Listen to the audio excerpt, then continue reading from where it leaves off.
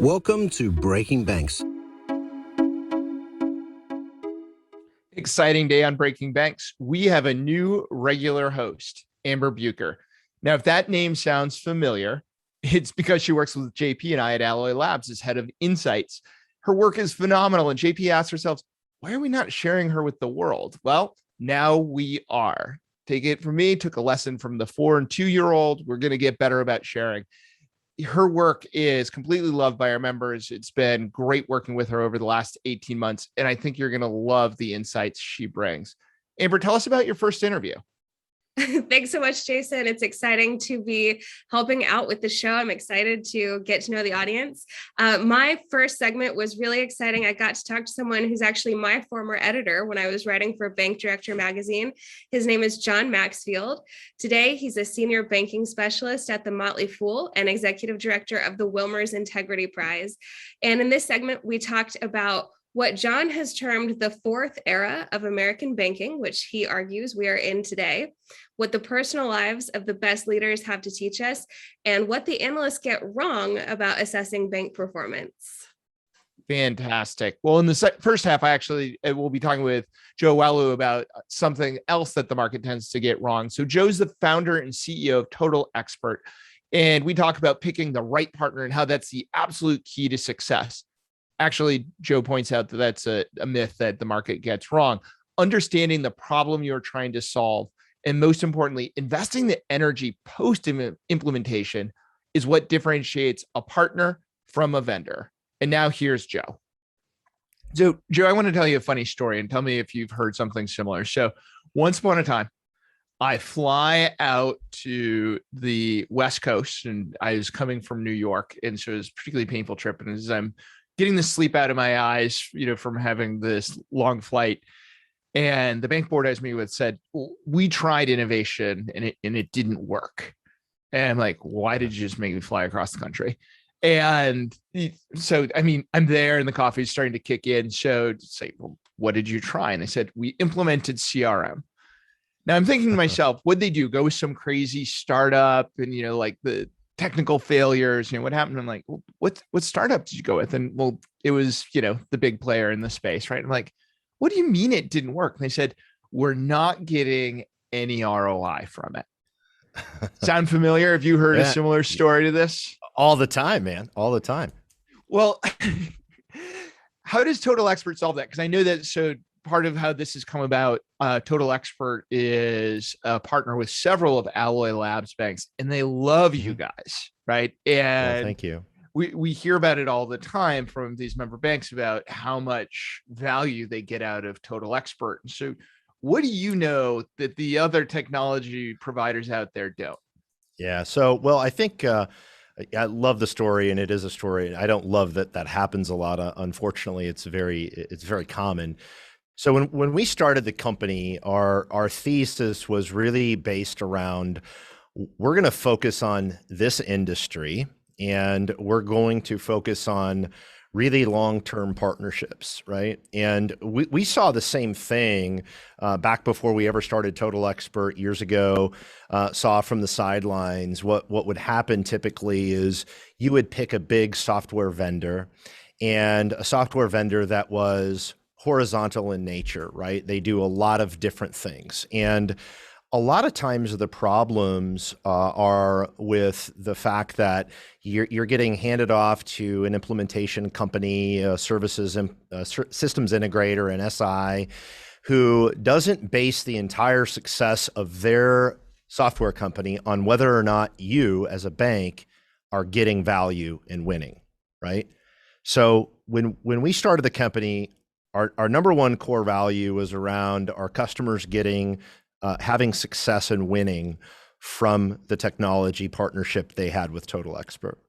And so I always tell both our team and the customers, look, day one of the partnership is the day that you sign the contract, meaning all of the communication, all of the iterative things that you have to do to make technology and innovation successful kind of start then. And that's quite an opposite approach for a lot of the bigger technology firms, where the destination for them is ultimately signing that contract, then passing it over to an implementations partner, and then their team's kind of off to the races, on to the next thing. Yeah, And well, so it sounds like they're confusing the start line with the finish line. yeah, I think so. Right. And we hear this all the time, that banks will come to us and say, hey, who should we be using for small business lending? Right. We know we need a digital platform. COVID taught us that. Who should we use? And, I'll often ask, well, what problem are you trying to solve? And they look at me like I have three heads, that they're like, I told you, small business lending. Well, right. It's not a problem, any customer anywhere has ever said is, small business lending. I'm curious your thoughts on that. So you'll appreciate this story. Just came from our customer conference actually in Arizona, and we had a bank come who was a prospect, and we were talking about. I mean, we do really, if you look at kind of the customer journey, we focus on how do we look at the entire customer journey and optimize it, and of course CRM is a big piece of that in a lot of ways. But he was like, look, we definitely know we need to do CRM, but here's my concern, adoption. And I'm like, okay, what does adoption mean to you, right? And then more importantly, what are the outcomes that you want, right? Mm-hmm. And it was in that conversation that it was sort of the common thread that I see, is that organizations particularly have just kind of been trained that, well, I need technology for the sake of just buying technology, without starting with what is the outcome that I want to get from that, and then work backwards from there. And so we started having this conversation to where we were talking about, look, well, let's start with two things. Let's start with the amount of customers or prospects, say, that maybe fill out an application that don't actually fund and become a customer. Maybe they've come to one of your events. So let's start with the bucket of prospects that kind of fall through the cracks on the front end. Okay. And then let's start on the back end and focus on how many customers do you have that are bank customers that you would like to be able to offer the additional product lines to, right? Well, a lot of those bank customers. Okay. Well, how efficient are you at navigating that workflow, right? That orchestration of kind of communication and engagement that needs to happen. And so we really honed in on those two things. And so the conversation became about business outcomes in improving my cross-sell wallet share of that existing base of customers, and improving my pull-through of prospects. This particular organization was big into doing kind of community events and education type content. And so the conversation then evolved to, we were talking about those two outcomes of really improving the customer journey in kind of pre-customer and then post-customer, that customer lifetime value.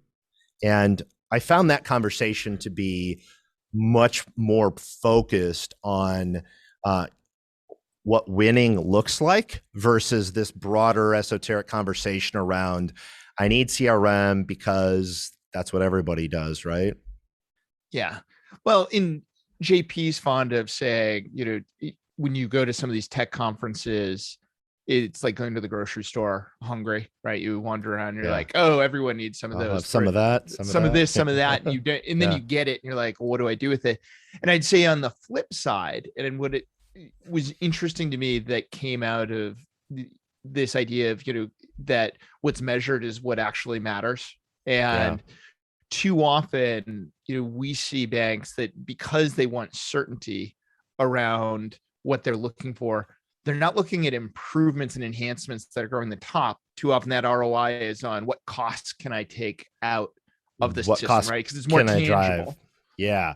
That's true. And I think we look at innovation as, as something that it just doesn't ever stop. And if I think about it, depending on the level of organization, depending on the size and sophistication of the organization, and quite frankly, what resources they have internally to do change management, we always say progress is the most important thing, right? Mm. And wherever you're at today, when you start a project, understand what sort of the initial chunks of value that you should be receiving, so you have some benchmarks, right?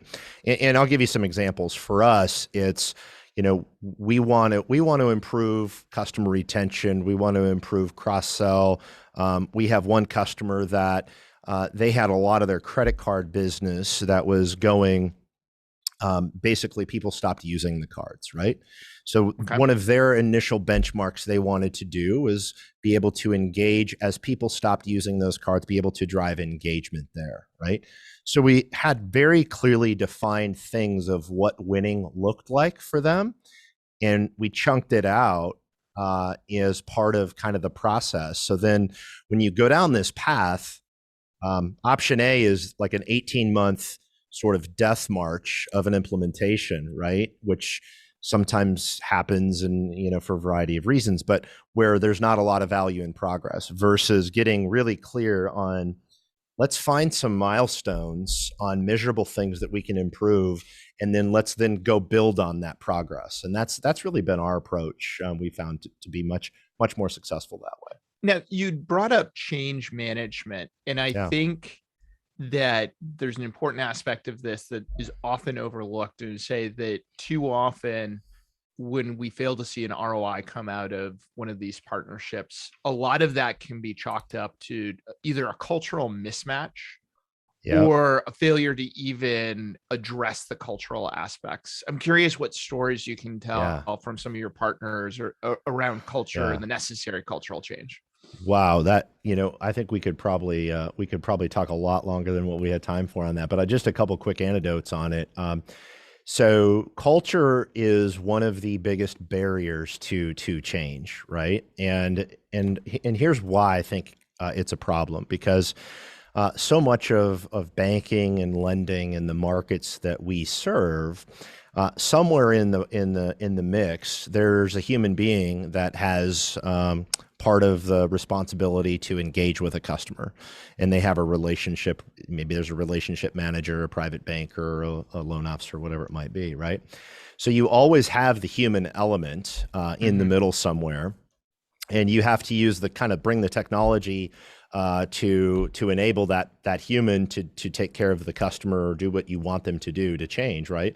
And so they will always default, if given the opportunity, kind of people that have been used to doing things a certain way, they'll always default back to the way they've always done it. And also it's much easier to not make any adjustments and not change than it is to actually do something that you're unfamiliar with. So we see that all the time. And so how we address it, number one, I think it's you have to really have a very honest conversation with the executives in the organizations and say, kind of, here's what we see. Here's your team today. And it's, you don't necessarily go out and say, you need to go fire 20 of your people, which sometimes, maybe they should, but we don't necessarily take it quite that far. It's more about, here's how we think we can deliver the most value for you based on how you're set up currently, right? And then if you're willing to realign some things and bring on some key folks in certain positions to drive some of these initiatives, then you can experience kind of X, Y, and Z. Where we see kind of some easy wins will be usually just looking at some basic automation across the organization, to where you're not really putting it in the hands of people having to do things, right? You can, if you've got a point person in IT and marketing, or the digital, head of digital somewhere, you can put some basic workflow and things like that in place, to where you can say, for example, a common one for us is, we want to be able to take the data you have about your customers and then drive engagement and drive action and workflow off of that, right? So a common one might be, I mentioned the credit card example. It also might be, hey, if I'm in the lending side of business and interest rates are fluctuating, I can drive automation out to my customer. And in many cases, I can drive automation that is out to the customer on behalf of another human in the bank. So I'm not necessarily having them log into a CRM to make the change. I'm enabling kind of that workflow. That makes sense. And it's personalization that strikes kind of in two directions, right? It's personalization for the end customer, but it also is a personalization of sorts for your internal staff and the problem you're solving, right? You're tailoring it to their need. Now, let's pull on personalization for a second, because I feel like that is like the buzzword of 2021, or one of them right now, that people are like, oh, the future is personalization. And I don't think it really means what they think it means when they kind of throw that on. And you're a platform built around personalization. So you poke a hole in like how the industry gets it wrong. Well, when we talk about it internally, it's really about, we take it deeper, and we usually kind of throw out the word personalization, and it's really about humanization, to where, look, in financial services and in banking, credit unions, lending, you've got an actual human that's your customer, and they have different things that are happening in their world with their finances, and those things happening will dictate the certain needs that they have. Okay. So if you can first seek to understand each of your customers based on kind of what they're doing with you, and in some cases, what they've told you, right? We do some voice of the customer things to where you're taking in what they're communicating back. If you can use those things to then communicate with them, it goes a layer deeper than just personalizing an offer. Right? Our industry traditionally has been about, I'm going to personalize an offer to their name, maybe their home address, and that's personalization. It's not in the way that I think it needs to happen in the modern sort of world that we're in. You have to be able to personalize things and have context, and then also have a conversation where it's obvious you have some empathy. Right. Mm-hmm. And an example of that would be, I'm not going to send out an offer for, a credit card for students to one of my high net worth customers. Right. Like that's an easy example. But those are the types of things that particularly smaller and mid-sized institutions, they will think of engaging with customers as always pushing product out to the masses, and then just doing a veneer of personalization on those product offers. And then we just feel that really misses the mark. Well, it takes a good amount of courage to not push out offers to everyone. I feel like, it's not just the smaller institutions, but this idea of, I don't want to miss anyone. Right. So let me cast such a wide net that I end up missing, everyone, because it doesn't feel personalized, right? Or tailored to.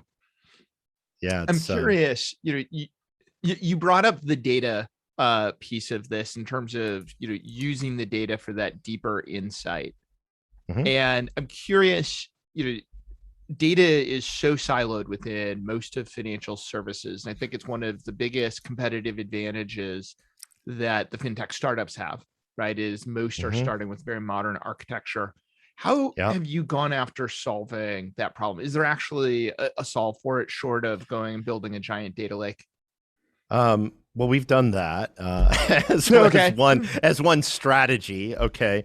I think to answer your question is, it kind of goes back to my comment on progress. It is really about making continuous and incremental progress. There isn't a silver bullet, because it's not the same for every institution, right? So what we will typically do when we work with a customer, we will, number one, hear about the priorities of the business. And those priorities will typically be around, I want to grow, and I would ultimately like to increase the loyalty of my customers. I'd like to expand what I'm doing with my existing customers. Those would usually be somewhere in the top priority-wise, right?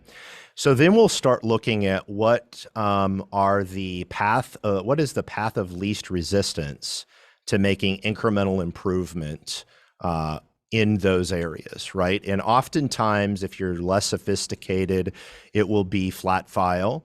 In more sophisticated, we've got a large credit union we work with that has their own data lake, and they hit our API with, and we pull, literally hundreds and hundreds of data fields in. And so, it really depends on where they're at. And what I always like to say is, even if you can get just some basic data points about a customer, there is progress that you can make, knowing that every single one of these organizations has holes in the customer journey somewhere, right? Where they can improve communication flow, they can improve how they're sending out offers, whatever it might be. So it's really understanding, first what their landscape looks like, and then ultimately where the incremental progress can be made. And it scales from sort of, basic flat file data with kind of minimum amount of fields that you need, right? Product line, email address, home, right? Some of the basics, all the way up to, we actually have customers where we're bringing in much more sophisticated transactional level data, so where they can really do some more advanced kind of segmentation of their customer base. So when we partner with organizations, and I can't really underscore the word partnership enough, right? Because that's truly what it is. We look at everything through a framework of data, insights, and then action, right? And you can get key learnings, insights from data based on what you have access to, but where the value's created is then your ability to put those insights, the data and insights into workflow and actually outcomes, right? So I can then enable my frontline people, customer-facing teams with the right information. Here's what I should talk to a customer about. I can take action on messaging out to those end consumers on behalf of different people. So it's really data, insights, and then action, and then taking that framework and applying it to, okay, what's available with the path of least resistance, and then how do we make progress? Well, I love that you called out the lack of a silver bullet, because when it comes to that insight and action, like so often run into banks and even, fintech startups looking for the, like, this is the perfect idea or the biggest insight, like this is the thing. And they keep searching for that and don't want to take action until they get there. I'm curious if you have any customer stories you can tell about just like surprisingly simple things they did to start making progress. Oh yeah. Surprisingly simple things. We have a bank right now to where they have, it's important for them. They have mortgage, they have commercial, they have consumer, right?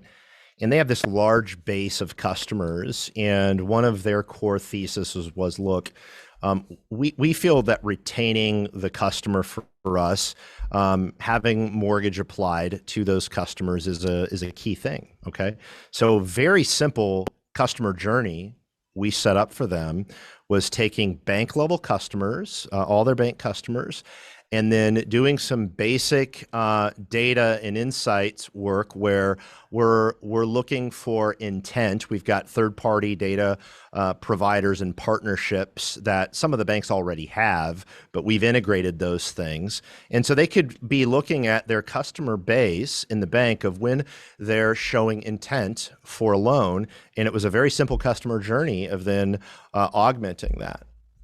And then we've got another one literally where it was, we want to improve the usage on our credit cards from the ones that are declining. And it was literally one customer journey.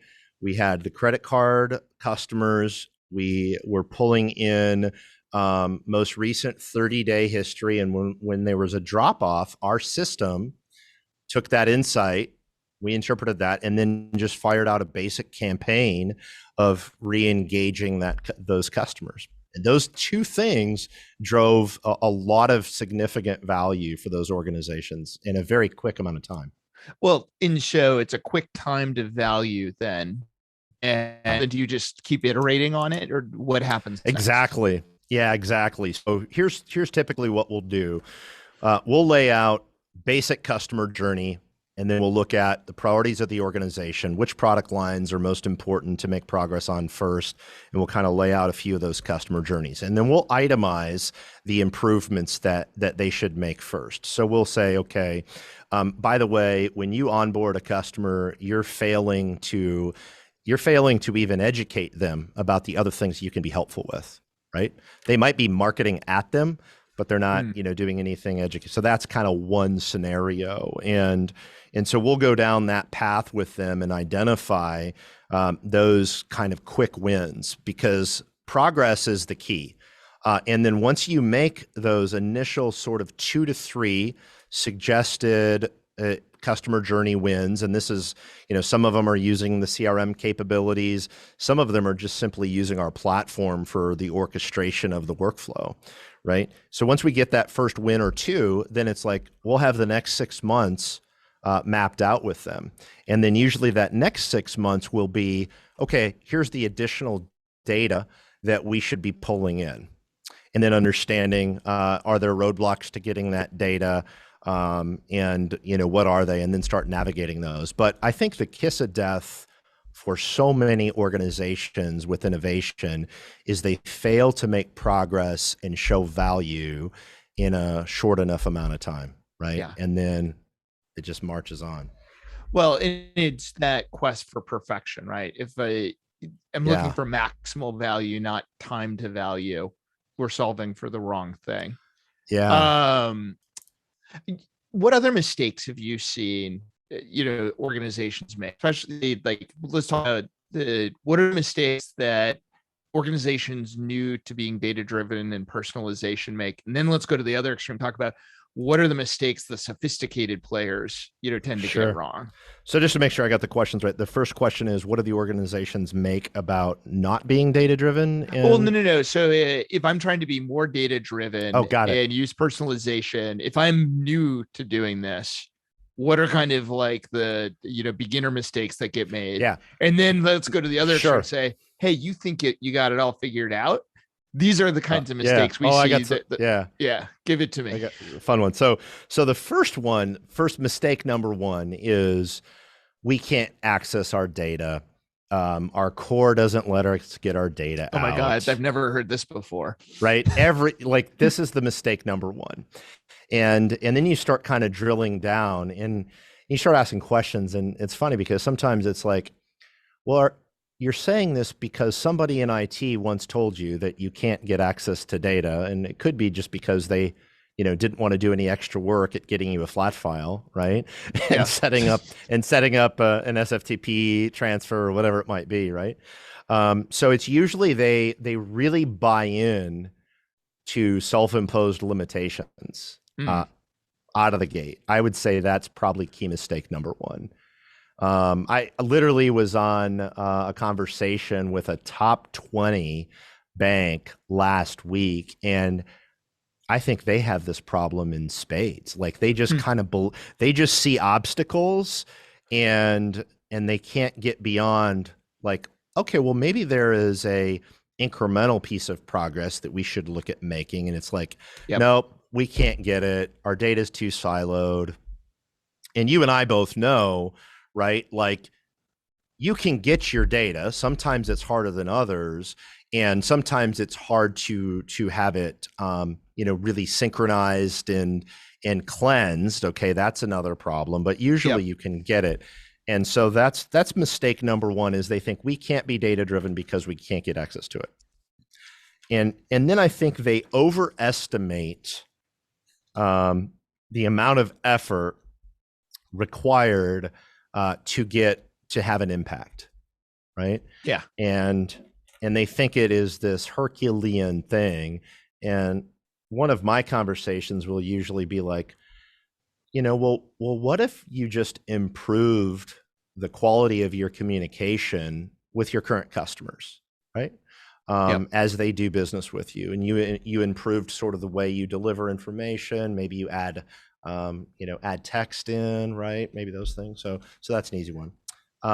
At the top end, the ones that this is really fun because it's interesting because I talk to so many organizations across the spectrum, which is part of the fun of my job, is I get to talk big, small, medium, sophisticated, unsophisticated.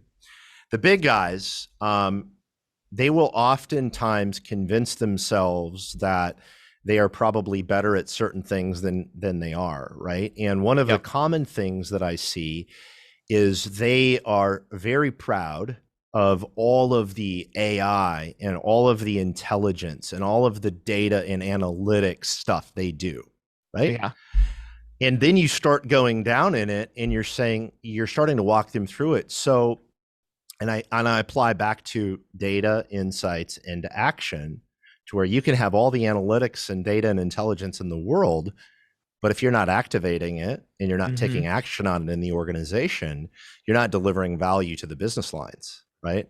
And so that's usually the biggest mistake I see the big guys make, is they think because they've invested heavily in analytics and intelligence that they're getting value out of it. And then you draw the disconnect out for them. You paint the picture of where the disconnect is, and you're like, okay, well, if you are not taking that information and that intelligence and then putting it into actually where the customer's communication gets impacted, you've changed what your salesperson, what your customer facing team, you're changing what they're doing based on that intelligence, that's where value is created. Well, and it's interesting, building on that. So often we hear this emphasis on real time, and we raise the bar, right? It has to be APIs, and real time in the cloud, always on, always going. But the action side of things isn't actually acting in real time, right? It's not like you change mid-sentence the customer conversation I'm having based, on that insight that's coming out. Yeah, I think there are some, and let me be clear. There are some organizations that I think have done some amazing things with digital transformation. I think there has been a lot of progress out there, but to your point, I think there are certain scenarios where kind of that real-time web personalization is important. Kind of where we focus more is, hey, you've got humans in the middle of your process somewhere. And if you can kind of combine the technology and the automation to enable them to have more meaningful interactions, either automated or prompted, more meaningful engagement with the customers, that's usually a positive outcome, right? And that's kind of one of the lenses we look at.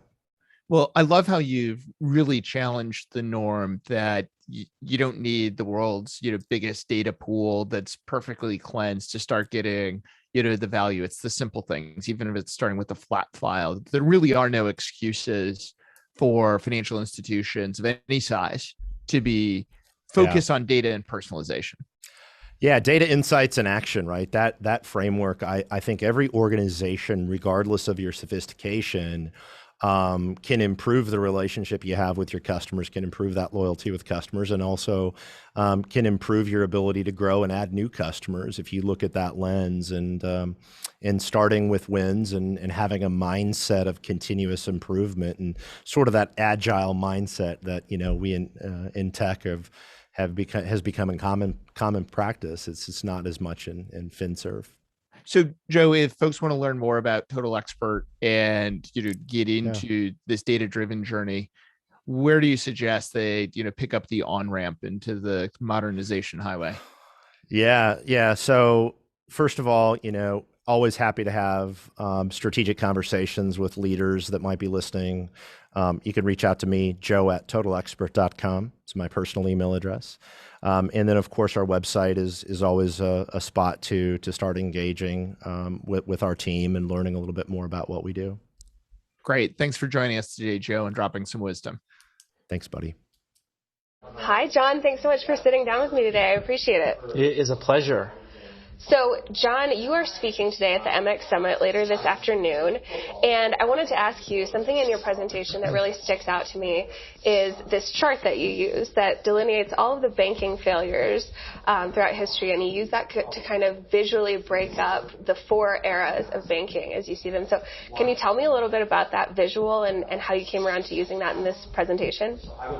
So one of the things right now that people are talking a lot about in the banking industry, and this actually isn't unique to right now, this is a conversation that has gone on kind of reoccurring times kind of throughout the last 100 years, is that banking is in this period of intense disruption, and that the banking that we know or we used to know is no longer going to be kind of the banking of the future. And so it's really important to test theories like that and to test ideas like that, because it will dictate how CEOs, executives of these organizations, the decisions that they make and the strategies that they implement to like the direction that they're going to bring their banks in. And so you have to know, like, is this true or is this not true?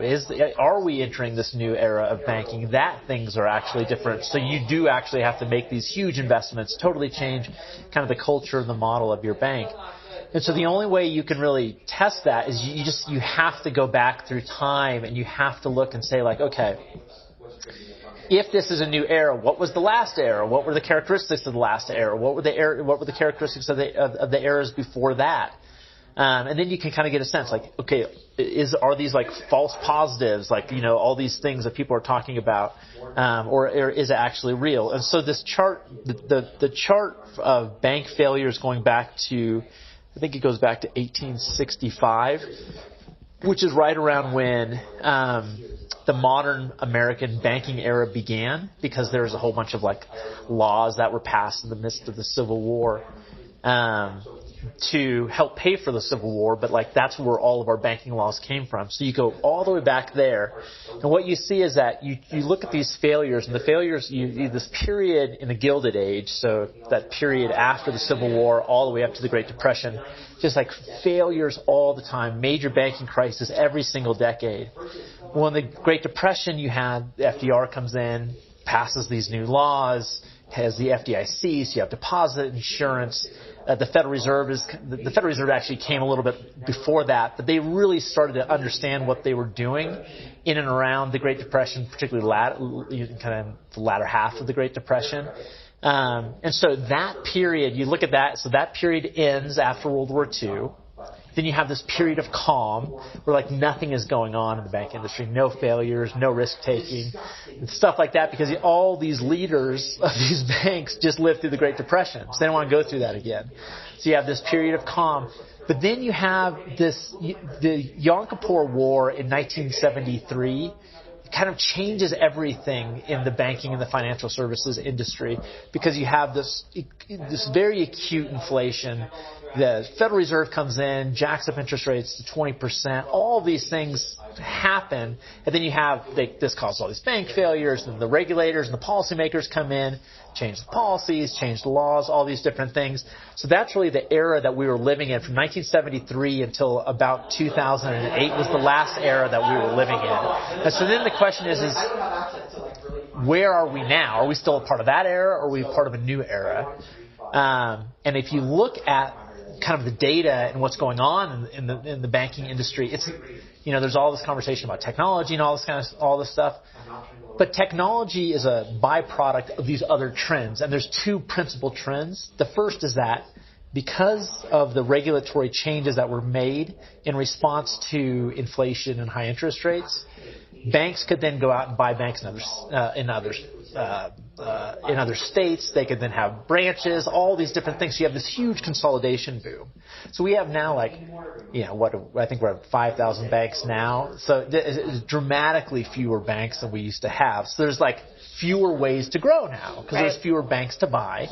The other side of that is that if you look at a chart of interest rates, going back over 100 years, there was this spike in and around the early 1980s, and ever since then it's been coming down. And so what happens when interest rates come down like that and hit rock bottom as they did after the financial crisis and then again last year, it makes it much harder for banks to make money, because the rate that they effectively sell their money at by making loans is much, much lower. So what you find is that there are fewer ways to grow, and it's harder to make money, so you have to be more efficient. And so that leads you in this direction. You think like technology has got to be the solution to these issues.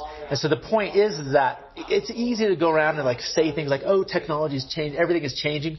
But you have to know why. You have to put that in context and in perspective, and then that is what will allow you to make a responsible decision about what direction you're going to lead an organization in. So understanding the history of where we came from really sets up the era that we're in now and allows you to look at this huge boom in technology as something that's not just a passing trend, but something that's the result of actually a lot of history. That's right. Now, here's the other thing I would say, though. So if you go back to the 1930s, there was this bank, Union Bank, very famous bank back in the day. I've probably told you this story before, but they come out with this brand new technology for banking, and it's banking by mail, where you can, like, commercial customers can use the U.S. Postal Service to make deposits. By the 1950s, 50% of Union Bank's deposits were made by mail. And so you would think, like, the prognosticators, like, you know, like the writers, you know, the journalists, you can just, the analysts, you can just imagine them saying, you know, the branch is dead, banks as we know it are dead. Well, just like the ATM was supposed to kill branches, right? Just like the ATM was supposed to kill branches. But what you found is that the number of branches in the United States went from 6,000 in the mid-1950s up to over 80,000 since then. The point being is that you have all these, and then when the phone came out, they're like, you know, traditional banking is gone because the phone's going to take, you know, the computers come out and the internet come out. So you have this narrative over and over and over again, the ATM, like you said. And like, so if you went all in on ATMs, you know what I mean? If you went all in on phone banking, like, you know, if you like followed those false positives, I mean, it would have been a huge mistake. Yeah. So. But those things gave banks the ability to run a lot more efficiently, which actually helped to grow their network instead of taking away bankers' jobs, like most people are afraid of. It's just it's just another vertical in their distribution model. That's what it is. And banking is still banking, but there's just another vertical in the distribution model. Yeah. You study a lot of history. All of your bios say that you're a voracious reader. And a lot of times I think that we talk about biographies that you're reading. You seem to be really attuned to looking at the leaders behind institutions, particularly banks. And that's a little bit unique. A lot of financial writers focus on metrics and, you know, numbers that we're all really familiar with, but you kind of like to peek behind that. So can you tell me a little bit about why you think that's important to do and look at the person instead of just the numbers? So let me put it this way. So I know the numbers. The numbers are all out there. You can get all the numbers. When you go and you talk to these people, you shouldn't waste your time or their time asking about the numbers because those are all in the proxy statements or their 10Ks or 10Qs, or you can get it if it's a private bank, you can get all that at the FDIC. So you don't want to waste your time doing that.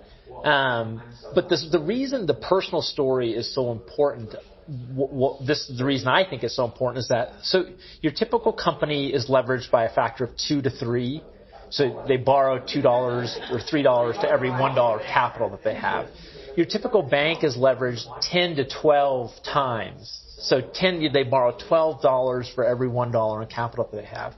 Now, that is an incredibly lucrative business model if done right. I mean, you can compound at an incredibly fast rate. So let me just put that in perspective. Like, all you have to do as a bank, because of the leverage, is you just have to earn really just quite average returns, a 12% return on equity, and you double your investors' money every 6 years. That is an incredibly fast way to compound. I mean, that's a very fast compounding. So that's the benefit of leverage.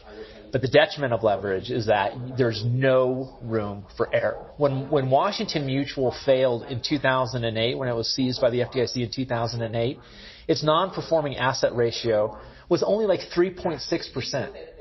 So the way you can think about that is that it basically got a 96.3% or 96, what was it, 3.6, so 96.4% on its test, and it still failed. And so you have to say, okay, the decision making in these organizations has got to be so accurate and so good. And so then you have to say, where does good decision making come from? And then you have to dig into, like, who are these people? What is the context through which they're making decisions? Where do they come from? What do their parents do? Who are the people? Who are the influences? What do their parents do? What do their parents do? Who are the influences that they had along the way? Like, all of those things. That is, if you really want to understand how to build an exceptional bank, you have to dig into those personal elements. Let me give you an example, a very specific example about what your parents did and why this matters. So you know that I'm really close with the folks at M&T Bank. So M&T Bank in 1980, a guy by the name of Robert Wilmers, his dad died. His dad was this CEO. He was the president of this this multinational conglomerate that invested in principally electrical companies and transportation companies all over the world.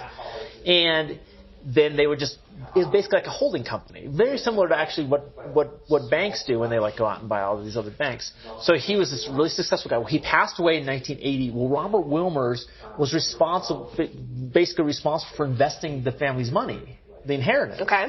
So he goes in and buys with a few other compatriots, go in and buy about 20%, 23% of M&T Bank, which was just a small bank at the time. But then he grew it into one of the largest regional banks in the country. In fact, they're in the middle of a really big deal right now, and it's going to be an over $200 billion bank. It's a huge bank. But the reason that Robert Wilmers was so good is because every single bank that he bought, all those deals he did were excellent deals. In every crisis in the industry, 1987 when the stock market crashed, the S&L crisis in the early 1990s, all these crises, the financial crisis, all these crises along the way, Robert Wilmers would go and he would just wait. He would watch those crises, and when the crisis struck, he would just go in and buy great banks for literally like pennies on the dollar. And so you say, like, where did he learn that? Well, he learned it from he passed away at the end of 2017. I believe he learned that from his father, because that's exactly what his father did. Okay. And so that's why that kind of stuff matters. And so, and just kind of a tail end of that is that the new CEO of that bank, he's one of only 4 black CEOs of a Fortune 500 company. Renee Jones. And so, like, you have to wonder, like, how did this guy, like, break through that barrier? Mm-hmm. You know what I mean? And so then you got to dig into his parents and his growing up. And so, like, it really helps you understand. It fills out all of that picture for you to understand, like, kind of the components of decision making. Yeah. So leverage is beneficial, but also really difficult to wield correctly. Banks can't afford to move fast and break things, so you have to know a lot about the people that are running those institutions to be able to analyze how they're going to approach challenges as they arise. Yeah. Yeah. And you and I have talked about this before, but, like, I have a very set kind of sequence of questions I go through when I talk. For whatever reason, I have no idea why they talk to me, but it's amazing. I get to talk to these amazing people, and you go through this I go through a kind of a set sequence of questions, and they're questions that these guys never get asked. Mm-hmm. And you think, like, why are other folks missing this element? And I think it's because it's more subjective. It's harder to nail down. You know what I mean? Yeah. It's just harder than looking at a proxy statement and saying, like, well, or a 10Q or a 10K and just looking at the numbers, because they're just so black and white. So you're a senior banking specialist at the Motley Fool, and you're saying you use this kind of background information, the personal lives of the leaders of these banks, to actually help you analyze an institution. 17,000 banks have failed since the Civil War. Okay, so, like, why did they fail? They failed because of bad decisions. Like, if you want to understand the industry, you've got to understand the decision making. You know what I mean? Or else, like, you can get my family. I come from a family that we've been investors in banks for many generations, and so, like, you have to understand. Let me give you another anecdote. I don't think I've ever actually shared this story, but so my family was an investor in a bank in Colorado. They went in and bought a charter. We were one of the large investor groups that went in and bought the charter. And my parents were sitting down with the CEO one day, having lunch, and he shared that he thought the planet Earth was 2,000 years old. Well, that bank eventually failed. And so you say, like the decision making that would lead someone to think that the planet Earth is only 2,000 years old, maybe those aren't coincidences. Yeah, maybe get to know that guy a little bit better before. Yeah. Yeah. Well, that's really interesting. When you look at it that way, leadership and those personal qualities, that can apply to any industry. And I know that you're really passionate about talking to folks from other industries. I think you're working with like a famous chef right now. You're collaborating with a great photographer. So tell me a little bit about those other kind of forays that you have outside of banking and how they help you bring information back to bank leaders. So like if you want to advance kind of the frontier of anything, you can't do it within that thing. You have to like either have your own brilliant ideas, which I mean like those are hard to come by, at least in my experience, or you have to triangulate from elsewhere. And so what you do is you look from other places and you try to triangulate. So like this chef, I'm working with a photographer on this big piece on this famous chef in New York.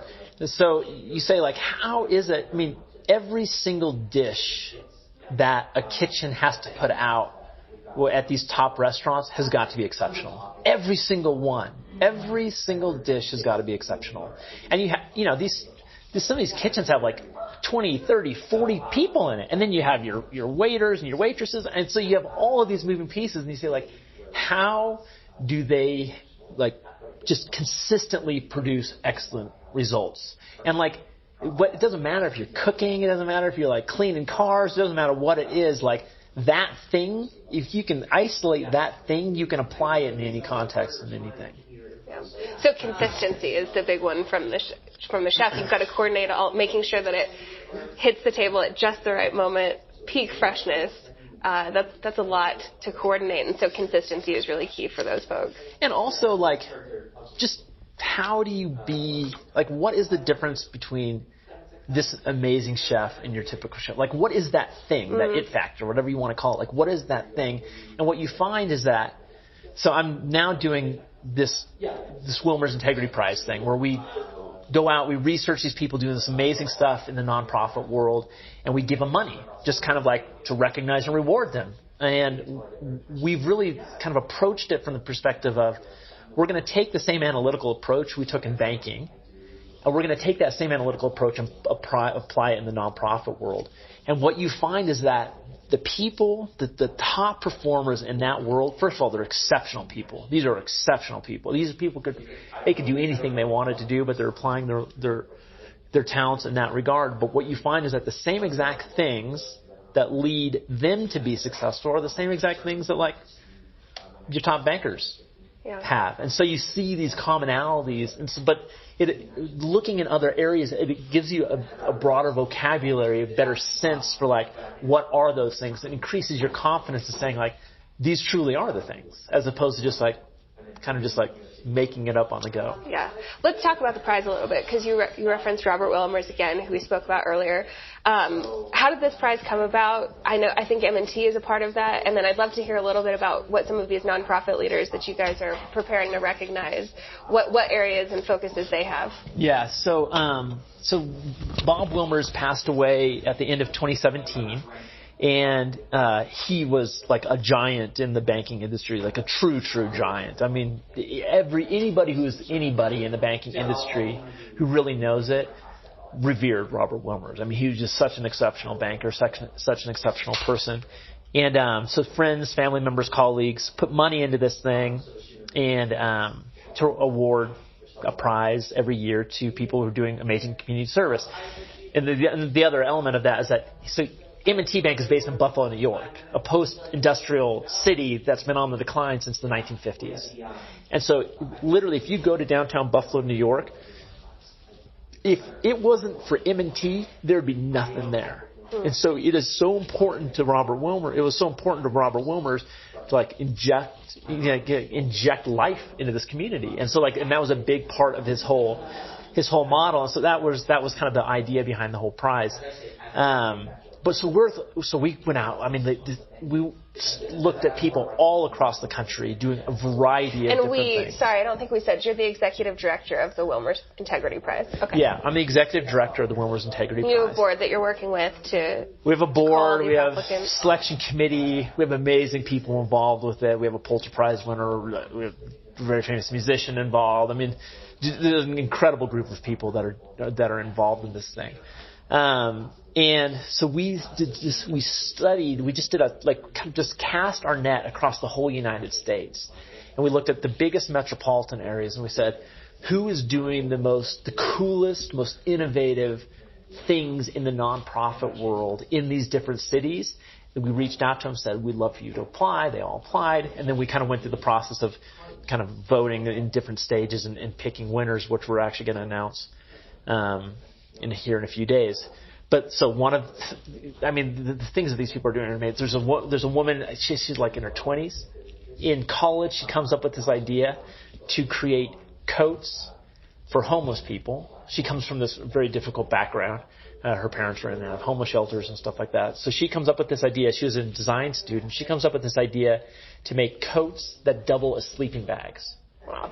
And she created these partnerships with Carhartt and all these and Patagonia and all these amazing apparel companies that give her high quality products. But it's not just that. Then she was like, okay, the coat is just a Band-Aid, right? Let's hire people out of homeless shelters to make the coats, to sew the coats. So she's hired right around 100 people out of homeless shelters. And within 3 to 4 weeks of getting a job at her organization, it's called the Empowerment Plan, they move out of the homeless shelter. And not a single one of them has moved back. Wow, 3 to 4 weeks. 3 to 4 weeks. They move out of the homeless shelter. Not a single one has moved back. And many of them have gone on to do other things. So it's you just think about wow, that's so powerful because these people have kids. She's influencing hundreds of people, changing their lives. Another guy, another girl that we had, one of our finalists this year, her father has been in and out of prison her whole life. And when she was applying for college scholarships, she realized that there were no college scholarships for kids of incarcerated parents. So she just started her own thing. So she provides scholarships to these kids of incarcerated parents.